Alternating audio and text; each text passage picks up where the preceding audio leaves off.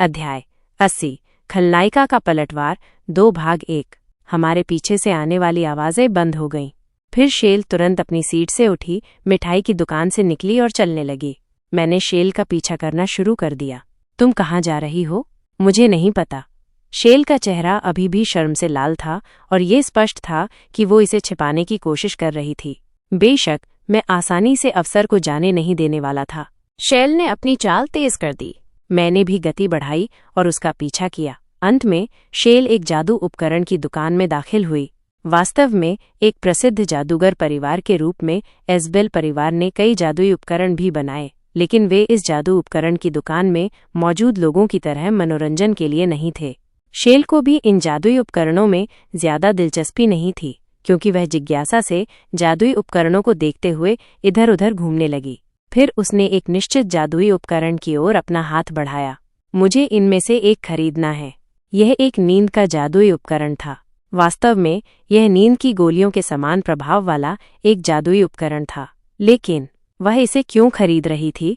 यहाँ तक कि इसकी कीमत भी काफी महंगी थी। तुम इसे क्यों खरीदना चाहती हो? तुम्हें जानने की जरूरत नहीं है। सोचने पर शेल ने हाल ही में मुझे सुलाने की कोशिश की, और ये 1 या 2 बार नहीं था। मैं बस ये पता नहीं लगा सका कि क्यों। इस बीच शेल एक और जादुई उपकरण की तलाश में चलने लगी। इस बार वो एक जादुई उपकरण के सामने रुकी जिसने मेरा ध्यान भी खींचा। एक ठगना, और ये एक ऐसा था जिसे किसी व्यक्ति पर लगाने के लिए डिजाइन किया गया था। यहाँ ऐसी चीज क्यों है? मुझे लगता है कि इस दुनिया में कुछ अनोखे स्वाद वाले लोग हैं। वैसे भी मुझे इन चीजों से खुद को परेशान करने की जरूरत नहीं थी, लेकिन मेरे पास उस चीज से खुद को परेशान करने के अलावा कोई विकल्प नहीं था।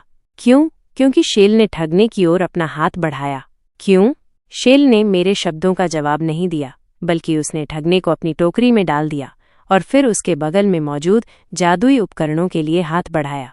वे ठगने के बगल में प्रदर्शित अन्य जादुई उपकरण थे। बेशक यह अनुमान लगाने के लिए मुझे प्रतिभाशाली होने की आवश्यकता नहीं थी कि वे भी साधारण नहीं होंगे, और वो अनुमान बिल्कुल सही था। जैसे ही मैंने शेल को सदमे से घूरना शुरू किया, उसने एक रस्सी डाली जिसे संदिग्ध उद्देश्यों के लिए इस्तेमाल किया जा सकता था, और हथकड़ियों की एक जोड़ी जो किसी को भी उनकी माना का उपयोग करने से रोकती थी, अपनी टोकरी में डाल दी। अब टोकरी में निम्नलिखित अनोखी वस्तुएं थीं: एक नींद का जादुई उपकरण, एक रस्सी और हथकड़ियों की एक जोड़ी। वे इस दुकान में संदिग्ध उद्देश्यों के लिए इस्तेमाल की जाने वाली चीजों को क्यों बेच रहे हैं? जैसे ही मैंने अपनी चुप्पी बनाए रखी, शेल काउंटर की ओर बढ़ गई। जब कैशियर ने टोकरी में रखी वस्तुओं को देखा तो उसने विनम्रतापूर्वक याद दिलाया, इन वस्तुओं का उपयोग अजीब उद्देश्यों के लिए नहीं किया जाना चाहिए। क्या मैं पूछ सकता हूँ कि आप इन्हें क्यों खरीदना चाहते हैं? शेल ने मेरी ओर इशारा किया और बिना सोचे अपना मुंह खोला। मैं इनका उपयोग इस व्यक्ति पर करना चाहती हूँ। आप ताजे प्रेमियों की एक जोड़ी थे। वो इसका इस्तेमाल मुझ पर करने जा रही है। क्या मैंने गलत सुना? नहीं, शायद ऐसा नहीं है। और इससे पहले कि मैं कुछ कह पाता, लेन देन खत्म हो गया। क्या बकवास है! उन्होंने उद्देश्य के बारे में पूछने के बाद ये चीजें बेच दीं। इस रोमांस फंतासी उपन्यास की दुनिया वास्तव में बहुत अतार्किक थी। वह सब क्या है? फिर भी शेल ने जवाब नहीं दिया और चलती रही। इसके बाद शेल एक एक्सेसरी की दुकान में गई और मेरे पास शेल के अंदर जाने के अलावा कोई विकल्प नहीं था। तुम क्या खरीद रही हो? कुछ भी। मैं शेल के साथ दुकान में घूमा। दुकान में हार से लेकर कीमती अंगूठियों तक कई महंगी चीजें थीं। ये सब भव्य और महान दिख रहा था। तभी एक जोड़ी अंगूठियों ने मेरी नजर खींची। वे नीले रत्नों वाली अंगूठियां थीं जो नीली रोशनी से चमक रही थीं। ये बहुत सुंदर अंगूठियों की एक जोड़ी थी। यहाँ तक कि शेल, जो आमतौर पर गहनों में दिलचस्पी नहीं रखती थी, उन्हें देखने के बाद दिलचस्पी लेने लगी। यह एक जोड़ी युगल अंगूठियों की तरह दिखती है, यह सही है। शेल के लिए मिठाई के अलावा किसी और चीज में दिलचस्पी दिखाना असामान्य था, इसलिए यह स्वाभाविक था कि मैं इसे खरीदना चाहता था। लेकिन 5 मिलियन सोना! लेकिन ये इतना महंगा क्यों है? मैंने अपनी लार निगल ली। मुझे उम्मीद नहीं थी कि ये इतना महंगा होगा, भले ही ये रत्नों से जड़ा हुआ हो।